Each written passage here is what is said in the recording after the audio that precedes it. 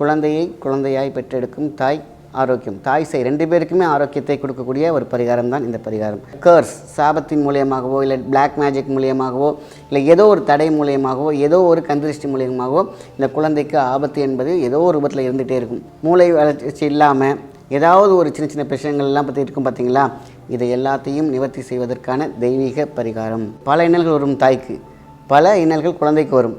அந்த வீடே பார்த்திங்கன்னா ஒரு எதிர்பார்க்கக்கூடிய ஒரு அற்புதம். அந்த அற்புதத்தை, அந்த தங்கத்தை, அந்த வைரத்தை அழகாக பெற்றெடுக்கணும், எந்த பிரச்சனையும் இல்லாமல் தாய். அதுக்கான பரிகாரம் தான் இந்த பரிகாரம்.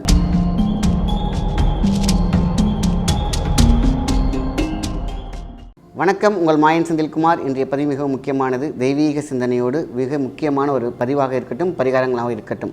நிறைய பேர் கேட்டிருக்கீங்க, இந்த ஊனமுற்ற குழந்தையாக பிறக்காமல் இருக்கிறதுக்கான பல விஷயங்கள், நிறைய விஷயங்கள் நம்ம வந்து ஆராய்ச்சி பார்த்ததில்லை.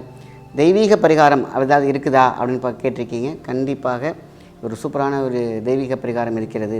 இன்றைக்கெலாம் கருவுற்ற காலங்கள்லேருந்து டெலிவரி ஆகிற வரைக்கும் பூஜை அறையில் இந்த ப்ராசஸ் செஞ்சு வச்சுருந்துட்டு அதுக்கு முன்னாடி ஒரு விளக்கேற்றி மனமுருக எப்பொழுதும் இந்த குழந்தை நல்லபடியாக பிறக்கணும், கர்ஸ் சாபத்தின் மூலியமாகவோ இல்லை பிளாக் மேஜிக் மூலியமாகவோ இல்லை ஏதோ ஒரு தடை மூலியமாகவோ ஏதோ ஒரு கந்திருஷ்டி மூலியமாகவோ இந்த குழந்தைக்கு ஆபத்து என்பது ஏதோ ஒரு ரூபத்தில் இருந்துகிட்டே இருக்கும். தடிக்கு கீழே விழுறது. அது ரெண்டாவது பார்த்திங்கனாக்கா இந்த ஸ்டக்கிங் ஸ்கேனில் ஏதாவது பிரச்சனைகள் வர்றது, திடீர்னு நல்லா தான் இருக்கும், அடுத்த மாதம் ஏதாவது ப்ராப்ளம் உருவாகுது, மூளை வளர்ச்சி இல்லாமல் ஏதாவது ஒரு சின்ன சின்ன பிரச்சனைகள்லாம் பற்றி இருக்கும் பார்த்தீங்களா, இதை எல்லாத்தையும் நிவர்த்தி செய்வதற்கான தெய்வீக பரிகாரம். அழகாக ஒரு தட்டு எடுத்துக்கோங்க. சந்தனம், குங்குமம், மஞ்சள் இது எல்லாத்தையும் ஒன்றா கலந்து ஒரு உருண்டை பிடிச்சி வச்சுக்கணும். அந்த உருண்டை வந்து பார்த்திங்கனாக்கா உங்களுக்கு காஞ்சிச்சின்னா ரொம்ப செமி சாலிடாக அழகாக அப்படி பிடிச்சா அப்படி இந்த சந்தனம் உருட்டுவாங்க இல்லையா, அந்தமாதிரி ஒரு பால் உருட்டி வச்சுக்கோங்க. அந்த உருட்டும் பொழுதே குலதெய்வத்தை நினைத்து கொள்ள வேண்டும், இஷ்ட தெய்வத்தை நினைத்து கொள்ள வேண்டும், பிரம்மாஸ்திரம் பிரம்மனை நினைத்து கொள்ள வேண்டும். ஏன்னா குழந்தை பிறப்பதற்கும் ஒரு ஜீவனுக்கும் பெரிய ஒரு பிரம்மனுக்கு ஒரு தொடர்பு உண்டு. அதனால் என்ன பண்ணுறீங்கன்னா, நீங்கள் அதை நல்லா ஒரு பால் மாதிரி உருட்டி வச்சுக்கிட்டு ஒரு தட்டில் வச்சுருங்க. தட்டில் வச்சுட்டு தர்பை, இந்த தர்பை தான் மிகப்பெரிய ஒரு சக்தியை கொடுக்க போகிறது. அடுத்தது வேப்பங்குச்சி, இன்னொன்று குப்பை மேனி செடியோடைய தண்டு. அழகாக என்ன பண்ணுறீங்க, தர்பையை ஒரு சின்ன ஒரு கட்டி எடுத்துக்கோங்க. அதில் ஒரே ஒரு குச்சி வந்து வேப்பம் குச்சியாக இருக்கட்டும், அப்புறம் பார்த்திங்கன்னா குப்பை மேனியோட குச்சி, 3ஐயும் மஞ்சள் நூல் காப்பு கட்டும் அழகாக அந்த மஞ்சளில் சொறி வச்சுருங்க. உருண்டை பிடிச்சி வச்சுருக்கீங்க இல்லையா, அதில் பிடிச்சி வச்சுட்டு நம்ம குலதெய்வத்தை வேண்டிக் கொண்டு, இந்த குழந்தை பிறக்கும் வரை எந்த விதமான ஆபத்தும் இருக்கக்கூடாது, அது வந்து ஹெல்த் ரீதியாகவும் சரி வேறு எந்த குறைபாடும் இருக்கக்கூடாதுன்னு மனசார வேண்டிக்கிட்டு சரணாகதியோடு வேண்டிக்கிட்டு நம்ம அந்த தட்டை அப்படி தெய்வ ரயிலே வச்சுட்டு டெய்லி அதுக்கு முன்னாடி விளக்கு ஏற்றிட்டு இந்த குழந்தை நன்றாக இருக்க வேண்டும், குழந்தை நன்றாக இருக்க வேண்டும், இது வந்து தான் மைண்டில் வேறு எதுவுமே இருக்கக்கூடாது. இது மட்டும் பண்ணி வச்சுட்டு அப்படியே விட்டுறக்கூடாது.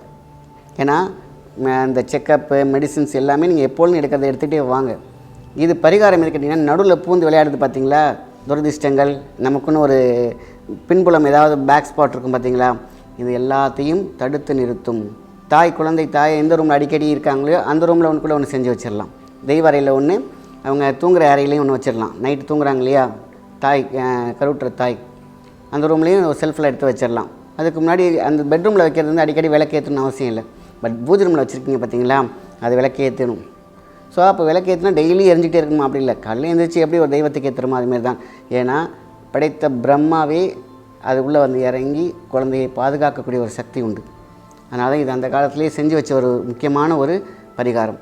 ஸோ இன்றைக்கி வந்து பார்த்திங்கன்னா நிறைய பிரச்சனைகள். ஆரம்பத்தில் நல்லா தான் இருக்கும், ஸ்கேன் நல்லா இருந்துச்சு, அடுத்த மாதம் நல்லா இல்லை, அதுக்கப்புறம் திடீர்னு ஏதோ ஒரு மாற்றம், கொடி சுற்றிருச்சு, என்னென்னமோ சொல்லுவாங்க. இது எல்லாத்தையும் தெய்வீக பரிகாரமாக எடுத்துக்கொண்டு பார்த்தால் இதில் பின்புலம் வந்து பார்த்திங்கன்னா ஏதாவது ஒரு நெட்வொர்க் நம்மளை ஒரு வலையில் போட்டு மாட்டிக்கிட்டே வச்சுட்ருக்கும். இன்றைக்கி கருவறையில் இருக்கக்கூடிய விஷயங்கள் தெய்வத்துக்கு சமமான விஷயந்தான். கருவறையிலேருந்து வர வரைக்கும், அதுக்கப்புறம் வந்து பார்த்திங்கன்னா பூமியில் எவ்வளோ விஷயங்கள் இருக்குது. கருவறையில் பாதுகாப்பதுக்கு கண்டிப்பாக இறைவனுடைய துணை வேண்டும். இந்த மாதிரியான நெட்வொர்க், பிளாக் நெட்வொர்க், ஏதாவது கந்திருஷ்டி அண்டதிருஷ்டி ஏதாவது இருக்கும் பொழுது இந்த மாதிரி தான் நம்மளை பாதுகாத்து கொள்ள வேண்டும். அதே மாதிரி வீட்டில் உள்ளவங்க எது வேணாலும் விளக்கு ஏற்றலாம், கருவுற்ற தாய் ஏற்றலாம், ஹஸ்பண்ட் ஏற்றலாம், வீட்டில் சம்மந்தப்பட்ட யார் வேணாலும் ஏற்றலாம். இது மாதிரி நம்ம சேர்க்க வேண்டிய அந்த உருண்டை, இந்த உருண்டையில் குத்தி வச்சாலே போதுமான விஷயம். அந்த உருண்டை காஞ்சிரும். நம்ம அப்பப்போ வெடிச்சிருச்சுன்னா அதை நீங்கள் பேட்ச் பண்ணிக்கலாம். அது வெடிச்சிருச்சு ரெண்டாவது வந்துச்சுன்னா நீங்கள் திருப்பி பண்ணி அதே மாதிரி பேட்ச் பண்ணிக்கலாம். விபூதி குங்குமத்தை வச்சு பூசி வச்சுக்கலாம். இப்படி முடிந்த பிறகு, குழந்தையெல்லாம் பிறந்த பிறகு அதை அழகாக தண்ணியில் கரைச்சி விட்டுடலாம். இது வீட்டில் அரசாணி மாரி எல்லாத்தையும் பார்த்துக்கணும். அதனால தான் பல பிரச்சனைகளை தீர்க்கக்கூடிய அற்புதமான ஒரு பரிகாரம்.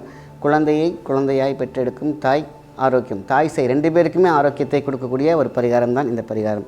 குப்பை மேனி சொல்லவே தேவையில்லை. அற்புதமான ஒரு விஷயத்தை, மேனியை பாதுகாக்கும் ஆரம்பத்திலேருந்தே. அப்போது உங்களுக்கு தர்பை, எல்லா வகையான சத்தையும் கொடுக்கறது தான் தர்பை. திருஷ்டி கிட்டக்க வரவே வைக்காது. அதனால தான் தர்பை எறியும்பொழுது அது நெய்யில் குறிப்பி நெத்தியில் வச்சுப்பாங்க, எல்லாத்துலேயும் வச்சுப்பாங்க. வேப்பங்குச்சி கிட்டக்க எதையும் சேர்க்காது. நெட்வொர்க். அப்போ 3ஐயும் எப்படி செட் பண்ணியிருக்காங்க பாருங்கள் நம்மளுடைய முன்னோர்கள். இதான் அற்புதம், பேரானந்தம்.